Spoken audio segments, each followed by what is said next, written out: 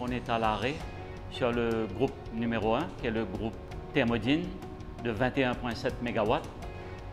On est à l'arrêt dû à une anomalie relevée sur le plan de joint de la turbine. Ce plan de joint a subi une fuite de vapeur de basse pression et cette fuite est en train de dégrader l'état de la turbine.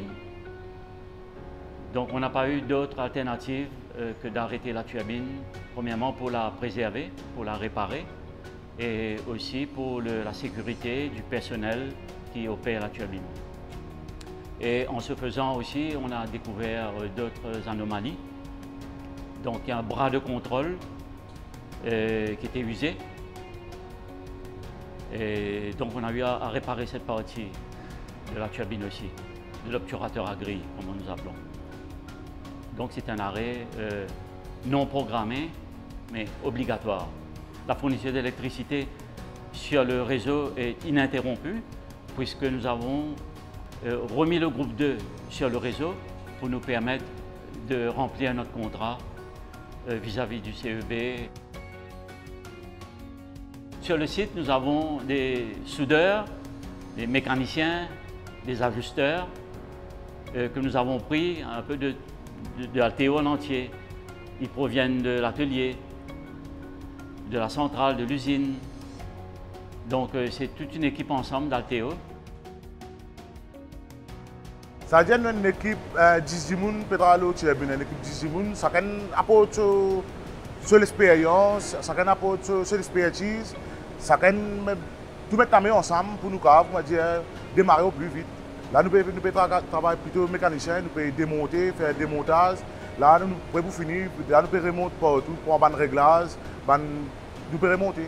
Voilà, je ne dis pas tellement difficile parce que je suis habitué, parce que c'est la 4e fois que nous démontons la turbine. Mais c'est moi, travail, des fois, je suis un peu depuis tard, parce qu'il faisait débloquer l'autre, alors c'est un peu fatigué. Parce que ma musique, je faisais prendre, il y a un peu de détails, il y a un peu de plus de détails. C'est ça que je dis, il est fatigant, il est un peu fatigant. Et nous avons même un technicien représentant de la compagnie Baker Hughes, que nous avons eu la chance d'avoir, qui est à Maurice actuellement, qui était pendant le confinement, et qui est un grand avantage pour nous. Je supervise un peu les équipes locales qui font la maintenance et donnent des conseils et des recommandations. Ça se passe plutôt bien, les gens sont compétents et ont l'habitude de travailler sur la turbine, donc beaucoup d'expérience et ça permet d'avancer bien sur le chantier.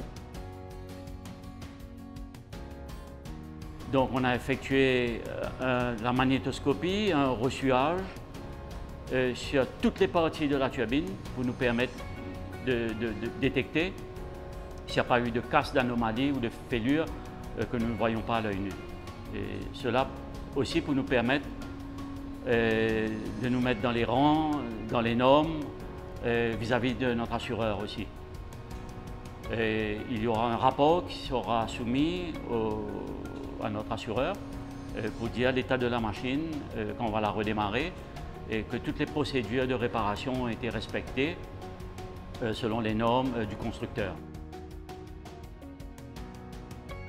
La turbine a maintenant 40 ans à peu près et elle est plutôt en bon état pour son âge, donc elle a encore quelques bonnes années de production devant elle.